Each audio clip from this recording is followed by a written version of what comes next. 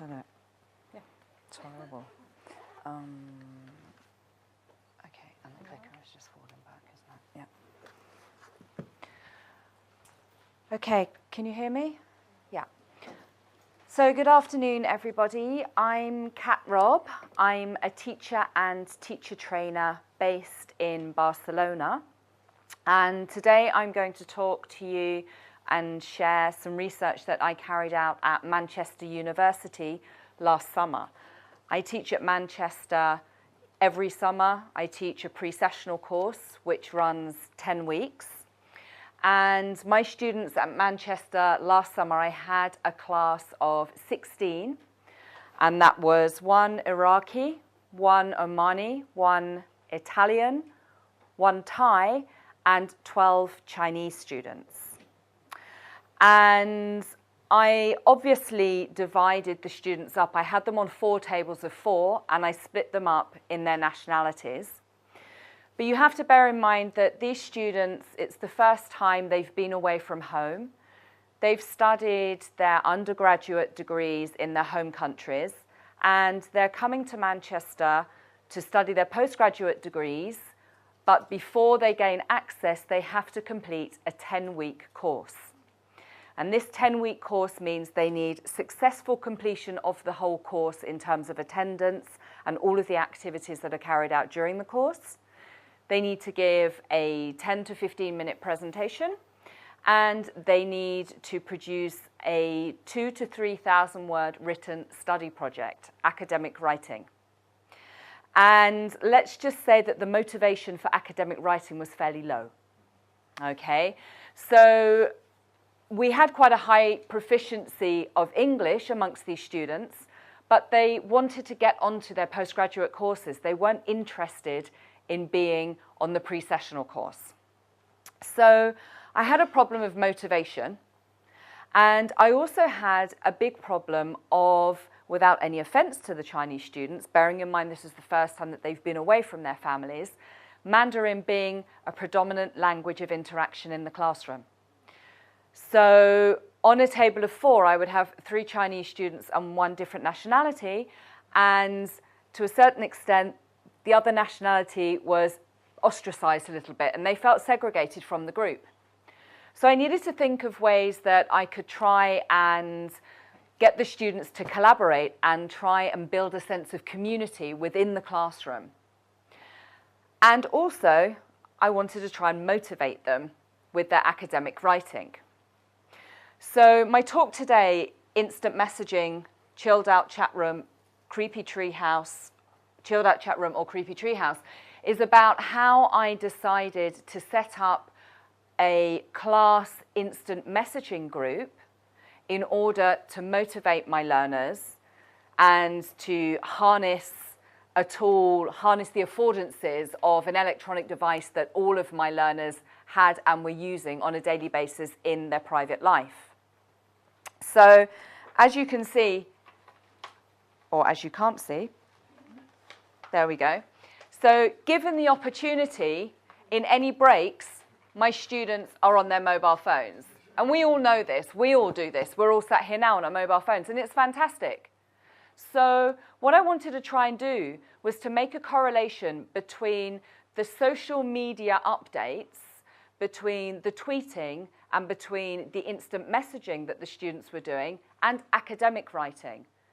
When I asked the students to do some writing, they said, but we don't like writing. But you're writing all day long. No, we're not. Really? So do you tweet? Yes. Okay. Do you use an instant messaging app? Yes. Do you have Facebook? Yes. So you're writing all day long. But the students don't make a correlation with this. They make a segregation between what they do in their personal lives outside of the classroom and sometimes inside of the classroom, and what is considered academic and studying. So I wanted to try and make a correlation between this. Now, as Valentina was saying, mobile devices, for example, in Italy, mobile phones aren't allowed in the classrooms. And you have to be very careful when you decide that you want to set up an instant messaging group, because does this violate any rights? What about privacy? Well, I used Weixin, which is called WeChat, And in order to set up, WeChat works exactly like WhatsApp. So you can upload audio, you can upload images, videos, and you instant message. But in order to download it and to become a member of a group, you can do it through Facebook. You don't need to use your telephone number, and the other members of the group don't necessarily see your information. You can hide your information. So I signed in via Facebook, but none of my students could befriend me on Facebook. So for privacy, this was fine. It was acceptable for me, it was acceptable for them, and obviously I asked the university if this was okay. And we were able then to create a group chat. The idea of the creepy treehouse syndrome, if you look here, oh, I'm not very good with this. Here we are. So if we look at this treehouse, it looks really rather idyllic. A sunny wood and probably a nice place to retreat from all the stresses of modern day society. But the idea of the creepy treehouse, which we can see here, is something a little bit more sinister. And the term was coined in about 2008 when we had this explosion of social networking and teachers asking their students to befriend them. So now if you look in an Urban Dictionary, if you look up a definition, you will probably see something along the lines of an online space created by adults to lure kids in. So being aware of this, I wanted to make sure that my students felt comfortable and that they didn't feel that I was prying. That was not the intention of setting up this group. Okay, so when using a modern day mobile messaging app, which my students were using outside of the classroom, I needed to make sure that they were happy bringing the outside world into the classroom, but they didn't feel that I was being intrusive in any way whatsoever. So I had 4 main learning objectives. My first one was motivation. I wanted to boost student motivation for academic writing. I wanted the students to be enthralled at the idea of academic writing and to not turn their nose up, okay? Collaboration. I wanted the students to try and collaborate and to bridge that divide between nationalities and for the students to all work together as a team.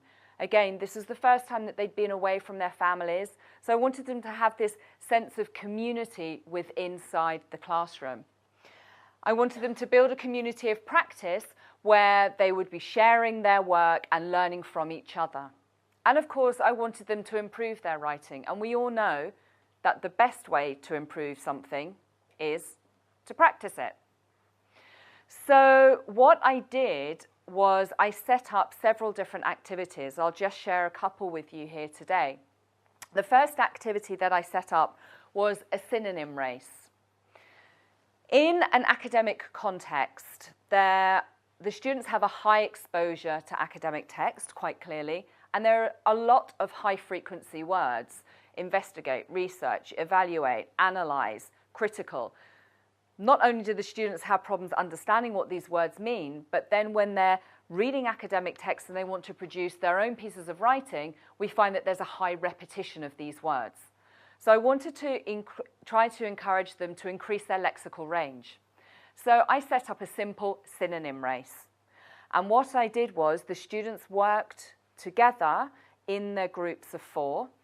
I typed in a word, I sent it to the WeChat group, and in their groups, the students discussed and thought of a synonym and tried to be the quickest group to reply back or to send a synonym.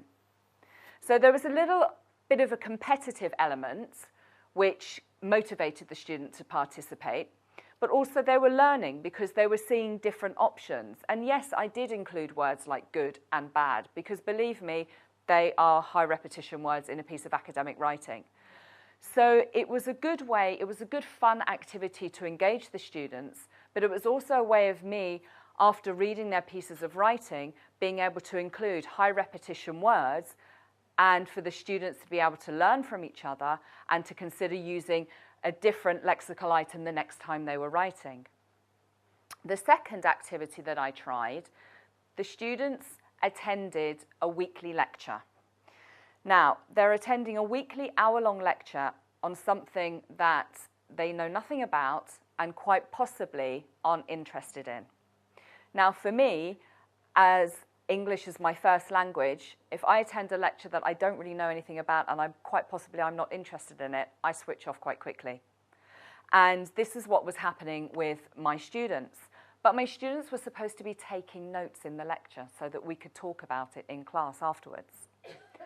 So what I actually decided to do was I got the students, after the lecture, in their groups, they got out their notes, they compared them, and I tried to get them to come up with a 100-word written summary. So they put all of their ideas together.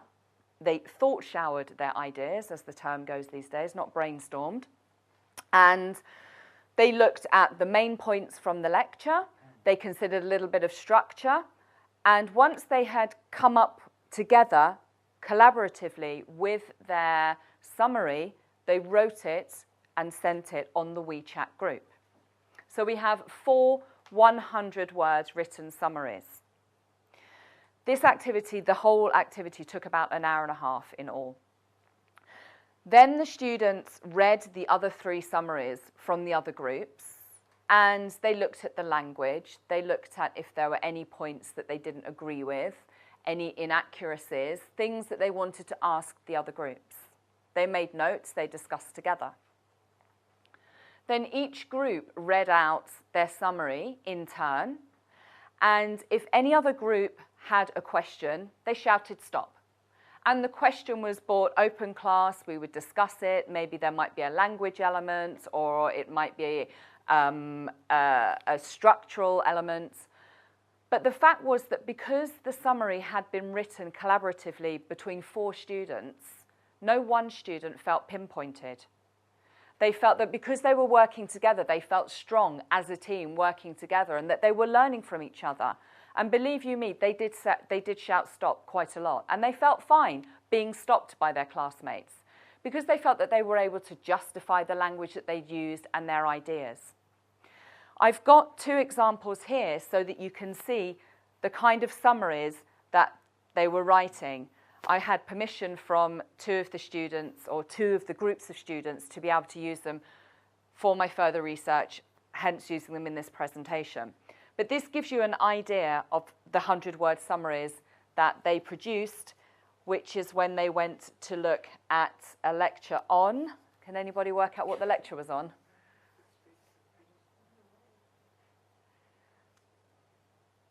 Neurology? Brain-inspired computing, yeah, okay. So quite a difficult task for the students to do, write a 100-word summary when they've sat in a lecture that I thought they did exceptionally well. This was in the first 3 weeks of the course, so I thought they did very well. I asked the students, I wanted to make sure that the students were happy using this way, this method, if you like, for improving their academic writing. We make these sweeping pedagogical decisions, but we also have to consider what it feels like to be on the receiving end. How did the students feel? So I gave them a questionnaire, and it was an anonymous questionnaire for them to fill out. And this was to guide me a little bit and to help me to see what they liked, what they didn't like. Not any of the students said they didn't want to participate. We did an anonymous vote, and nobody said they didn't want to participate. I interviewed one of the students to see what she thought, and hopefully the audio will work. Oh, I don't think the audio works. That's great. I had this all set up on my Mac, and I had to put it on the, yeah. It won't. Is it because it's presentation mode? Can we take it out of presentation mode? No?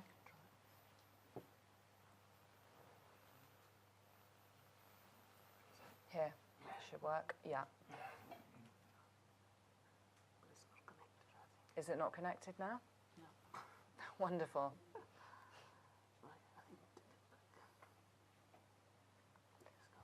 Okay, all right, let's go back.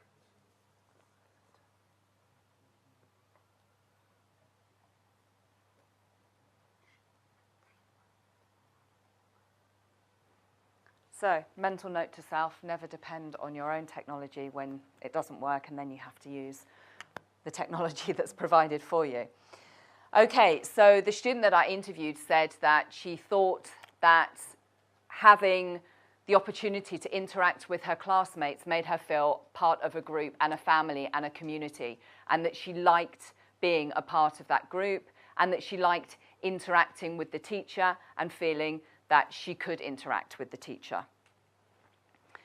So from the questionnaire, this is basically the feedback, the general feedback that I got.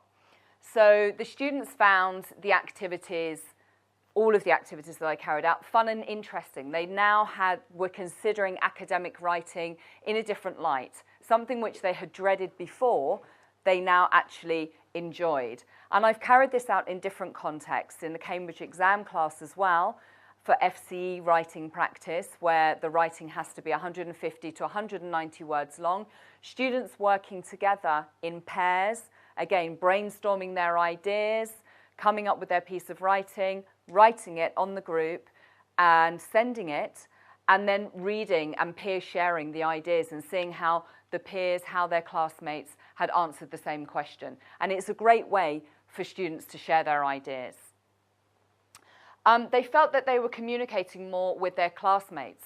So because they were being asked to work in groups, they felt that there was more communication, and that this meant that they were trying to come up with the best option for the piece of writing that I was asking them to do, the best option for the vocabulary that they could display when they were writing their summaries.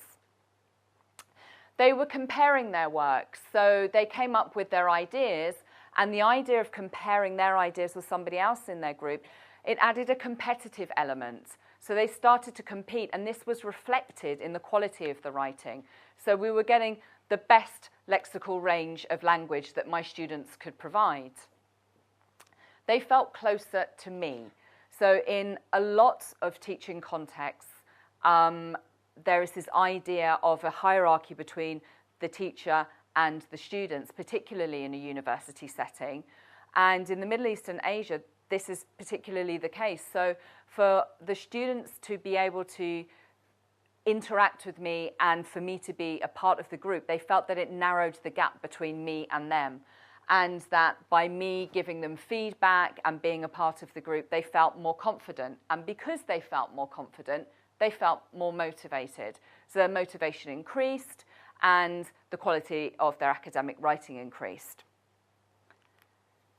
So to finish up then, the benefits of having a class chat, it's student-centered. So yes, I set up the activities, but then I let the activities run on their own. I gave the students homework activities as well, some of them individual and some in pairs. And for a group of 16, it's not difficult to read 16 messages. I'm sure we read a lot more messages on our phones. So it was fine. I let the students either finish 20 minutes early and then they could finish their homework, they could finish their classwork at home, or I set them homework tasks. So the students were able to interact and read the ideas of other students and then come up with their summaries or their pieces of writing. It created dialogue. So rather than just looking at the end product, there was a dialogical process-led approach where it was actually the process which became more important, the sharing of the ideas, the learning from their classmates. It nurtured a social atmosphere in the classroom, and that was one of my main objectives right back from the beginning. One of my motivations was that I wanted a social hub in my classroom. I wanted the students to socially interact. And this, I'm not sure if you've been to other EdTech talks here at the conference, but this seems to be quite a big running theme about interaction. We're bringing all of this technology into the classroom, which is great, but really, we want to be able to interact with people. Yesterday, when I went to the MOOC forum, which was extremely interesting, the one point that really stood out for me was that you know, you may have 15,000 participants on a MOOC, but the part that they really like was the forum where they could share their ideas, where they were interacting. So they didn't feel like one of 15,000. They actually felt like somebody that had an identity that could interact with other people and to close a group. Okay, so this idea of interaction was very important for them. It changed their motivation. So instead of this instrumental motivation of, I have to complete this 10-week course and then I can hopefully gain access onto my postgraduate degree, we managed to shift their motivation gradually so that they had intrinsic motivation and they enjoyed using their phones.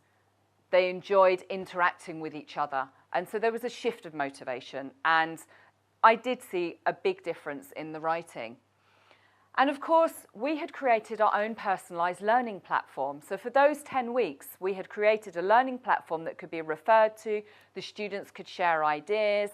They could look back over Lexis and think, okay, now when I'm writing my 2,000-word study project, what were those synonyms that we were looking at? Hang on, what was the signposting language that was used, that we all discussed? How did I structure that piece of writing? It was all there for the students to refer to, both inside the classroom and outside the classroom. So I will just add that once the course finished, I left the group, all of the students left the group, and the group was deleted. The only 2 pieces of evidence I have from the group are those 2 screenshots I showed you there. Unfortunately, I couldn't make the audio work for you to hear what one of the students said.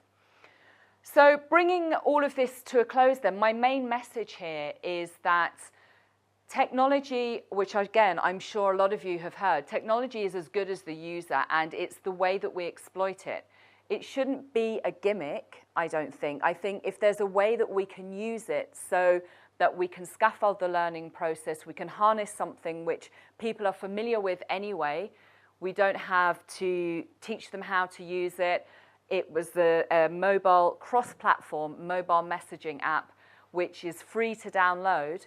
And if it can be used to extend learning, then I think it's a really good way of incorporating technology into the classroom. And I would say that, you know, in order to be able to do this, maybe we need some behavioral shifts.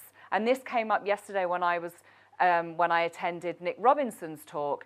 And he was talking about user experience. We need behavioral shifts in order to be able to consider the learning experience. Think about what it's like for the learner and think about ways that we can make that learning experience more interesting for them and that we can meet our pedagogical aims. And mine were motivation, collaboration, and community. So thank you very much for listening. If anybody has any questions, then please feel free to ask. Yes? I've got a practical question about having them improve their writing skills on a mobile device. Yeah. Would you say it's an advantage that there's normally an autocorrect function on the device, or did you ask them to turn it off? I asked them to turn it off, yeah. So their phones had to be in English. I used the phones in the classroom a lot. I got them to download dictionary.com and thesaurus.com apps. If they had Google, they had to change the language on their phones. They ended up leaving their phones in English because these were students that I saw for 4.5 hours a day, 5 days a week. So there was no autocorrect and everything was in English. So for Google searches, they couldn't kind of get translations of words. Yeah, but otherwise, I think that it's, you know, they would be marked down for inaccuracies in spelling and punctuation in their study projects and with their academic writing. So they had to learn how to do that, or they had to be aware of what they were writing, that they were producing it themselves. Yeah. Any other questions? Yeah. You mentioned that one of your objectives was improvement. I'm not sure how that can be made tangible. What reflections did you make on that? There seems to be a huge amount of benefits in terms of motivation and inspiration. In terms of the standard of academic writing? In terms of the standard of academic writing, so by sharing their ideas. I mean, if you can remember those two examples that we had up on here, I mean, the language that they were using was exactly, and for after 3 years, that gives you an idea of their proficiency. But in terms of extending their learning and actually improving, they were learning and sharing from each other. And I was there, if you like, as a facilitator to guide them. So if, for example, when we were doing synonym races, there was something there that was inaccurate, then I would correct it.